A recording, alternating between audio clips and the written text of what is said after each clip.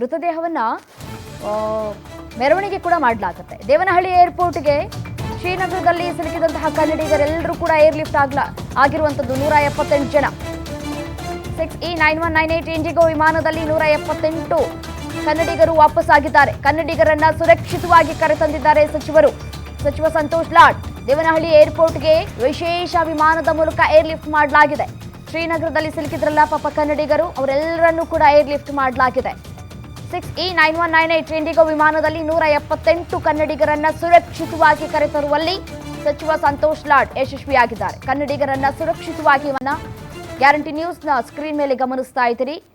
ಭಯಭೀತರಾಗ್ಬಿಟ್ಟಿದ್ರು ಅಲ್ಲಿ ಇದ್ದಂತಹ ಕನ್ನಡಿಗರು. 178 ಜನ ಕನ್ನಡಿಗರು ಪ್ರವಾಸಕ್ಕೆ ಅಂತ ಹೇಳಿ ತೆರಳಿದ್ರು. ಆ ಸಂದರ್ಭದಲ್ಲಿ ಸೇಫ್ ಆಗಿ ಉಳ್ಕೊಂಡವರೆಲ್ಲರನ್ನೂ ಕೂಡ ಭಾರತಕ್ಕೆ ಏರ್ ಲಿಫ್ಟ್ ಮಾಡಲಾಗಿರುವಂಥದ್ದು. ಆ ದೃಶ್ಯಾವಳಿಗಳನ್ನು ಕೂಡ ಗಮನಿಸ್ತಾ ಇದ್ದೀರಿ. ಮತ್ತು ಕೆಲವರು ಒಂದಷ್ಟು ವಿಡಿಯೋಗಳನ್ನು ಕೂಡ ಮಾಡಿದರು. ನಾವು ಹೇಗೆ ಬರೋದು ಭಾರತಕ್ಕೆ ವಾಪಸ್, ನಾವು ಹೇಗೆ ನಮ್ಮ ತಾಯ್ನಾಡಿಗೆ ಬರೋದು, ಯಾಕೆಂತಂದರೆ ಪ್ರತಿಯೊಂದರ ವಿಮಾನ ದರ ಕೂಡ ಡಬಲ್ ಅಲ್ಲ ತ್ರಿಬಲ್ ಆಗಿಬಿಟ್ಟಿದೆ ಅಂತ ಹೇಳಿ ತಮ್ಮ ಅಳಲನ್ನು ತೋಡ್ಕೊಂಡಿದ್ರು. ಯಾವಾಗ ಸಚಿವರು ಸ್ಥಳಕ್ಕೆ ಭೇಟಿ ಕೊಟ್ಟು ಅಲ್ಲಿನ ಕನ್ನಡಿಗರನ್ನು ಭೇಟಿಯಾಗಿ ನಿಮ್ಮ ಜೊತೆ ನಾವಿದ್ದೇವೆ, ನೀವು ಭಯಪಡುವಂತಹ ಅಗತ್ಯವಿಲ್ಲ, ನಿಮ್ಮೆಲ್ಲರನ್ನ ಕೂಡ ನಾವು ಸುರಕ್ಷಿತವಾಗಿ ತಾಯ್ನಾಡಿಗೆ ಕರ್ಕೊಂಡು ಹೋಗ್ತೀವಿ ಅಂತ ಹೇಳಿ ಭರವಸೆಯನ್ನು ಕೊಟ್ಟಿದ್ರು. ಅದರಂತೆಯೇ ಇದೀಗ 178 ಕನ್ನಡಿಗರನ್ನ ಭಾರತಕ್ಕೆ ತಮ್ಮ ಮನೆಗೆ ಹೋಗೋದಕ್ಕೆ ವ್ಯವಸ್ಥೆಯನ್ನು ಕೂಡ ಮಾಡಲಾಗಿರುವಂತಹ ದೃಶ್ಯಾವಳಿಗಳನ್ನು ಕೂಡ ಗಮನಿಸ್ತಾ ಇದ್ದೀರಿ. ಈಗಾಗಲೇ 178 ಜನರನ್ನ ಏರ್ಲಿಫ್ಟ್ ಮಾಡಲಾಗಿದೆ. ಸೇಫ್ ಆಗಿ ವಾಪಸ್ ಆಗಿದ್ದಾರೆ 178 ಕನ್ನಡಿಗರು. ಕಾಶ್ಮೀರಕ್ಕೆ ಅಂತ ಹೇಳಿ ಟ್ರಿಪ್ಪಿಗೆ ಹೋಗಿದ್ರು.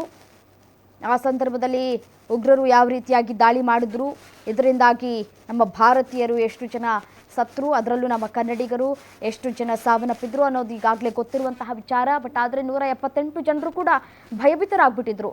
ನಮ್ಮ ಪರಿಸ್ಥಿತಿ ಏನು, ನಾವು ಹೇಗೆ ವಾಪಸ್ ಹೋಗೋದು, ಮತ್ತು ಇಲ್ಲಿದ್ದವರು ಕೂಡ ಕುಟುಂಬಸ್ಥರು ಭಯಭೀತರಾಗಿದ್ದರು. ಅಯ್ಯೋ ನಮ್ಮ ಮಕ್ಕಳು ಕೂಡ ಹೋಗಿದ್ದಾರೆ, ಏನಪ್ಪ ಆಗುತ್ತೆ, ಏನಾಗುತ್ತೆ ಏನು ಅಂತ ಹೇಳಿ ತಮ್ಮ ಜೀವವನ್ನು ಕೈಯಲ್ಲಿ ಹಿಡಿದುಕೊಂಡು ಕಾಯ್ತಾ ಇದ್ರು ಕುಟುಂಬಸ್ಥರು. ಈಗ ಆ ಇಡೀ ಕುಟುಂಬಸ್ಥರು 178 ಕುಟುಂಬಸ್ಥರು ಏನಿದ್ದಾರೆ ಅವರೆಲ್ಲರೂ ಕೂಡ ನಿಟ್ಟುಸಿರು ಬಿಟ್ಟಿದ್ದಾರೆ. ಟರ್ಮಿನಲ್ 1ಕ್ಕೆ ಪ್ರವಾಸಿಗರು ಬಂದು ಇಳಿದಿದ್ದಾರೆ.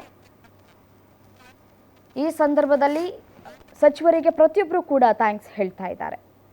ಅವರು ಬಹಳ ನಮ್ಮ ಜೊತೆ ನಮಗೆ ಧೈರ್ಯ ತುಂಬುವಂತಹ ಕೆಲಸವನ್ನು ಮಾಡಿದ್ರು, ನಮ್ಮ ಜೊತೆ ನಾವಿದ್ದೇವೆ ಅನ್ನುವಂತಹ ಭರವಸೆಯನ್ನು ಕೂಡ ಕೊಟ್ಟರು. 175 ಕನ್ನಡಿಗರನ್ನ ಸಚಿವ ಸಂತೋಷ್ ಲಾಡ್ ಜೊತೆಗೆ ಕರೆತರಲಾಗಿರುವಂಥದ್ದು. ಈ ಸಂದರ್ಭದಲ್ಲಿ ಸಚಿವರು ಕೂಡ ಇದ್ದಾರೆ ಅನ್ನೋದು ಗೊತ್ತಾಗ್ತಾ ಇದೆ. KIAಗೆ ಲ್ಯಾಂಡ್ ಆಗಿದೆ ವಿಮಾನ. ಟರ್ಮಿನಲ್ 1ಕ್ಕೆ ಪ್ರವಾಸಿಗರು ಬಂದಿಳಿದಿದ್ದಾರೆ. 175 ಕನ್ನಡಿಗರು ಸೇಫ್, ಯಾವುದೇ ತೊಂದರೆ ಇಲ್ಲ, ಯಾವುದೇ ಭಯ ಪಡುವಂತಹ ಅಗತ್ಯತೆ ಇಲ್ಲ.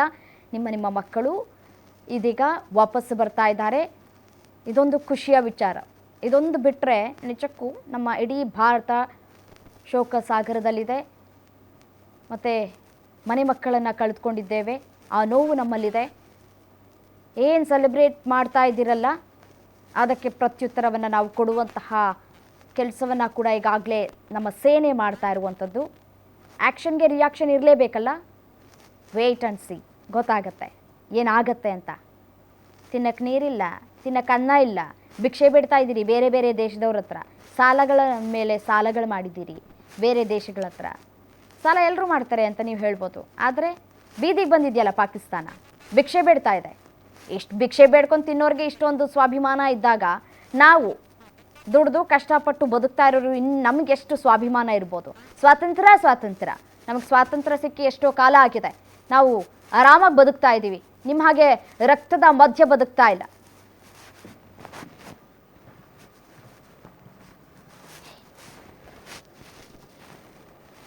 ಡೀಟೇಲ್ಸ್ ಕೊಡ್ತಾರೆ ನನ್ನ ಕಲೀಗ ವೀರೇಶ್ ದಾನಿ, ಸ್ಪೆಷಲ್ ಕರೆಸ್ಪಾಂಡೆಂಟ್ ಫೋನು ಸಂಪರ್ಕದಲ್ಲಿದ್ದಾರೆ. ಎಸೇನೋ ವೀರೇಶ್, 175 ಜನ ಕನ್ನಡಿಗರನ್ನ ಇದೀಗ ವಾಪಸ್ ಭಾರತಕ್ಕೆ ತರುವಂತಹ ಕೆಲಸಗಳಾಗಿದೆ.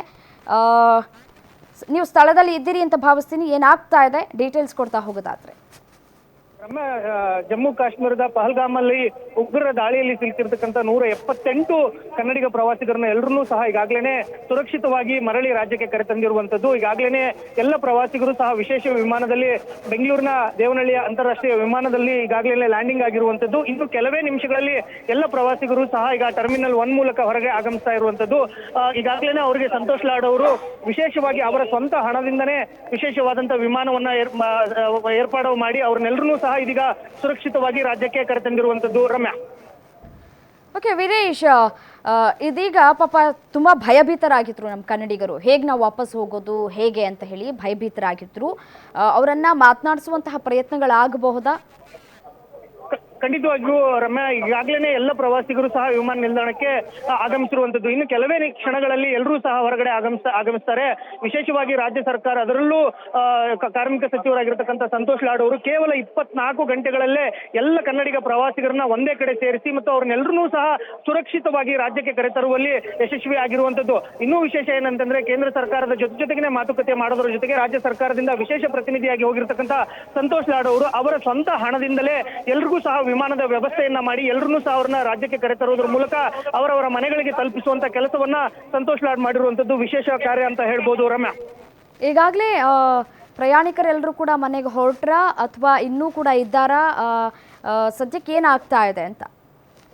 ರಮ್ಯಾ, ಈಗಾಗಲೇ ಎಲ್ಲ ಪ್ರವಾಸಿಗರು ಸಹ ವಿಮಾನ ನಿಲ್ದಾಣಕ್ಕೆ ಆಗಮಿಸಿದ್ದಾರೆ. ಇನ್ನು ಕೆಲವೇ ಕ್ಷಣಗಳಲ್ಲಿ ಎಲ್ಲ ಪ್ರವಾಸಿಗರು ಸಹ ಹೊರಗೆ ಬರ್ತಾರೆ. ಅವ್ರನ್ನೆಲ್ಲರನ್ನೂ ಸಹ ಸಂತೋಷ್ ಲಾಡ್ ಅವರು ಸುರಕ್ಷಿತವಾಗಿ ಅವರ ಮನೆಗಳಿಗೆ ತಲುಪಿಸಲಿಕ್ಕೆ ಎಲ್ಲ ರೀತಿಯಾದಂತಹ ಸಿದ್ಧತೆಗಳನ್ನು ಸಹ ಮಾಡಿಕೊಂಡಿರುವಂತದ್ದು. ವೀರೇಶ್, ಎಲ್ಲರೂ ಕೂಡ ಬೆಂಗಳೂರಿನವರ ಅಥವಾ ಬೇರೆ ಬೇರೆ ಊರುಗಳಿಗೆ ಹೋಗ್ಬೇಕಿದ್ಯಾ, ಏನ್ ಕತೆ ಅಂತ ಹೇಳಿ?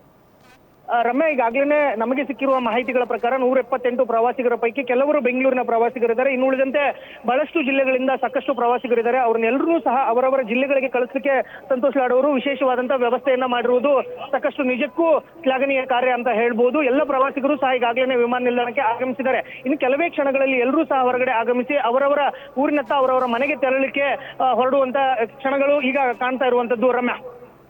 ರೈಟ್, ಥ್ಯಾಂಕ್ ಯು ತಮ್ಮೆಲ್ಲ ಮಾಹಿತಿಗಾಗಿ ವೀರೇಶ್. 175 ಕನ್ನಡಿಗರು ಸೇಫ್ ಆಗಿರೋದೇ ಒಂದು ಕಡೆ ಖುಷಿಯ ವಿಚಾರ.